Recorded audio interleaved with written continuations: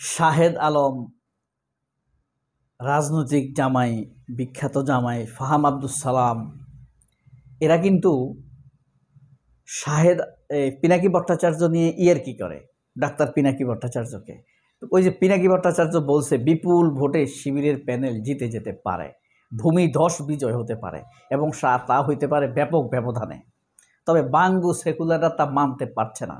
তারা নির্বাচন রহিত করে দিতে পারে, ভণ্ডুল করে দিতে পারে, কারণ তাদের হৃদয় হিংসায় ভরা। সুন্দর একটি নির্বাচনে কেউ আসুক, কাল্ট ভেঙে যাক, এটা তারা কখনোই চাইবে না। তার এর মধ্যে আবার ইলিয়াস হোসেন আরও আগুন জ্বালাই দিছে, বলছে যে সাদেক কায়েমকে দেন। ওই যে ভারতের বলছি কেন, ভারত যে ভাষায় কথা বলে, আওয়ামী লীগ যে ভাষায় কথা বলে, ওই আবিদ একই ভাষায় কথা বলছে সাদেক কায়েম পাকিস্তানি। আবার আবার কি রাজনৈতিক বেশ্যা বলছে, মেঘ মোল্লার বসু স্লোগান দিছে, তুমিও জানো আমিও জানি, এটা দিছে না। এটার বিপরীতে ইলিয়াস হোসেন বলছে যে ঠিক আছে, পাকিস্তানের প্রার্থী হইল সাদেক কায়েম, আপনারা পাকিস্তানের প্রার্থীকে ভোট দিন। এখন এরপর থেকে ফাহাম আব্দুস সালাম, তারপরে আপনার এই শাহেদ আলম, এই জাতীয় মানে উটকো যারা অ্যাক্টিভিস্ট দাবি করে নিজেদেরকে, মনে করে বিএনপির মিডিয়া উইংসের সদস্য, তারা পিনাকিকে ইয়ার্কি করা শুরু করছে। যে কি ইয়ার্কি করে, যে নাকি ঢাকা ইউনিভার্সিটিতে পড়ে নাই, যার নাকি ঢাকা ইউনিভার্সিটিতে আনাচে কানাচে চেনা নাই, কর্নারগুলো জানে না, কোথায় কি বুঝে না, সে ঢাকা ইউনিভার্সিটির ডাকসুর ইলেকশন নিয়ে মন্তব্য করে। এটা কি মানা যায়? যাই হোক, সেই ঢাকা ইউনিভার্সিটি নিয়ে পিনাকি ভট্টাচার্য আবারও কথা বলেছেন, যেই কথা ফাহাম আব্দুস সালামরা বলতে পারেনি, সে কথাই পিনাকি ভট্টাচার্য বলেছেন, যে কথা শাহেদ আলম বলতে পারেনি। সত্য বলার সৎসাহস নেই বা মনের ভিতরে কুরুচি রয়েছে, এই কারণে তারা সত্য উচ্চারণ সাহসের সাথে করতে পারেনি। সেটা কি? যেমন ঢাকা ইউনিভার্সিটি থেকে আওয়ামী লীগ শুধু আরএফএন সিদ্দিকী 900 শিক্ষক নিয়োগ দিছে, 931 জন শিক্ষক নিয়োগ দিছে। তার সবগুলো হইল ছাত্রলীগের কায়দায়, মানে কোনো রকম বিজ্ঞপ্তি ছাড়া ছাত্রলীগকে নিয়োগ দিতে হবে, কথা বলছেন। এরপর আওয়ামী লীগকে নিয়োগ দেওয়ার জন্য হুদাই কতগুলো মিথ্যা পজিশন সৃষ্টি করেছে। হ্যাঁ, আপনার মুদ্রণ ডিপার্টমেন্ট, তারপরে আপনার এই জাপানি স্টাডিজ, হুদাই খামাখা এগুলা নিয়োগ দিয়ে, এগুলাতে কিছু লোক নিয়োগ দিছে।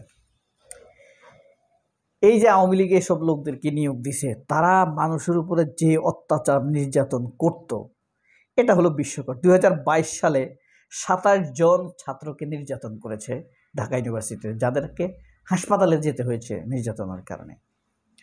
হ্যাঁ, শাহরিয়ার এবং সাব্বির 2 জন শিক্ষার্থীকে রাতভর পিটিয়ে প্রক্টরের রুমে নিয়ে যাওয়া হয়েছে।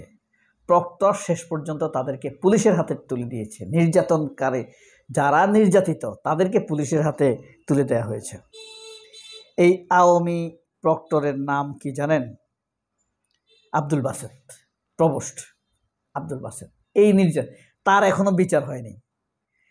পিনাকি ভট্টাচার্যের আরেকটি ক্ষোভ হলো, যারা ভিপি ইলেকশন করছে, এই অত্যাচারী লোকদের, আব্দুল বাসেতদের বিচারের ব্যাপারে কোনো কিছুই বলা হয়নি।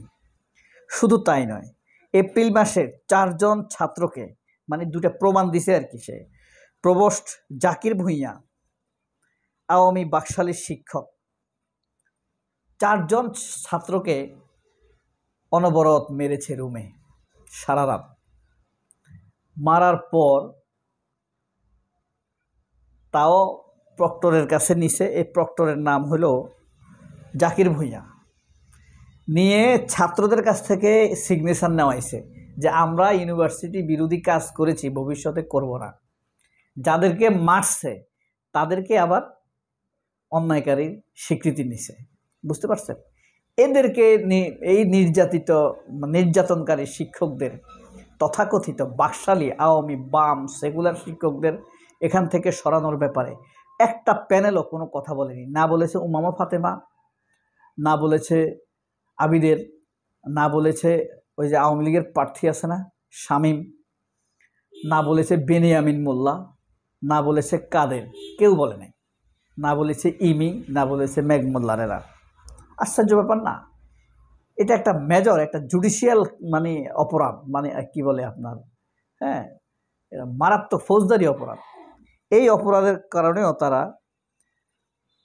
কোনো রকম, এরপরে ঢাকা ইউনিভার্সিটির বদমাইশেরা যখন হাসিনা কার উপর অত্যাচার করছে, এদেশের সাধারণ মানুষের উপরে, তাই না, আর জামাতের উপরে, শিবিরের উপরে, জামায়াত শিবিরকে মারা যাবে এটার বয়ান তৈরি করত, পুলিশে ক্রসফায়ার দিত। এই শিবলি রোবায়ের একটা আছে, ওই যে স্টক এক্সচেঞ্জের চেয়ারম্যান বানাইছে পরে, হ্যাঁ, তারপরে আপনার নিজাম ভুঁইয়া নামের একটা আছে, ডক্টর নিজাম ভুঁইয়া, তার সে শিক্ষক হিসাবে নিয়োগ পাওয়ার যোগ্যই ছিল না, গবেষণা অ্যাসিস্ট্যান্ট হিসেবে তাকে নিয়োগ দেওয়া হয়েছে, তারপর লবিং করে সে শিক্ষক হিসেবে নিয়োগ নিছে, তার কোনো রিসার্চ নাই, কিচ্ছু নাই, কিন্তু সে শেষ পর্যন্ত কি হলো, শিক্ষক সমিতির সাধারণ সম্পাদক হয়েছে। এইটা পিনাকি ভট্টাচার্য তুলে ধরেছিলেন। এরপরে ঢাকা ইউনিভার্সিটির শিক্ষক হয়ে বদমাস বিসমিল্লা টাওয়ারের দোকান মালিক সমিতির সভাপতি হয়েছে। ঠিক আছে, ঢাকা ইউনিভার্সিটির শিক্ষক, রড সিমেন্টের ব্যবসা আছে তার বিসমিল্লা টাওয়ারে। তো এই ঢাকা ইউনিভার্সিটি এলোমেলো এভাবে চলার মূল কারণ হলো কি, আপনার শেখ মুজিব যখন 1972 সালের 10 জানুয়ারি বাংলাদেশে আসে মুক্তিযুদ্ধের পর, 1973 সালে সে একটি অধ্যাদেশ জারি করে, ইউনিভার্সিটি অধ্যাদেশ জারি করে। এই ফ্যাসিস্ট আইনের ভিত্তিতে ইউনিভার্সিটি এখনও চলছে। বিসি নির্বাচিত হবে ভোটের মাধ্যমে, এটা হয়। এখন যদি বলে সেনাপ্রধান নির্বাচিত হবে ভোটের মাধ্যমে, তাহলে আমরা সঠিক সেনাপ্রধান পাবো? কখনোই পাবো না। তো এভাবেই তারা তারপরে ঢাকা ইউনিভার্সিটিতে যে পরিমাণ নারী নির্যাতন হয়েছে ভয়াবহ রকমের, এবং এরা অভিযোগ দিত নারীদের, কিন্তু এদের ব্যাপারে কোনো বিচার হতো না, তাদেরকে বিচারের আওতায় আনা হতো না। এবং এই শিক্ষকগুলো সব আওয়ামী লীগ। কারা? আপনার জাহাঙ্গীরনগরের মালিক যে ধর্ষণের সেঞ্চুরি করছে, সেও তো কিছুদিন পরে শিক্ষক হয়ে যাইত, কিন্তু এটা নিয়ে যখন আন্তর্জাতিক মিডিয়ায় আলাপ উঠছে, তখনই তারা মানিককে বিদেশে পাঠিয়ে দিয়েছে আওয়ামী লীগ।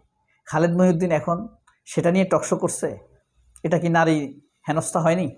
খালেদ মহিউদ্দিন কখনো করছে? খালেদ মহিউদ্দিনকে প্রশ্ন করবেন, কারোর যদি সুযোগ থাকে, যদি আপনার সাহস থাকে, দাপট থাকে, নীতি থাকে।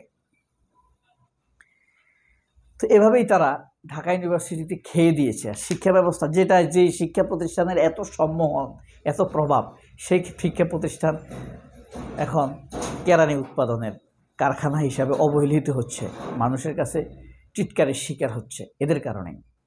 সবাই অনেক ভালো থাকবেন। আল্লাহ হাফেজ। আসসালামু আলাইকুম।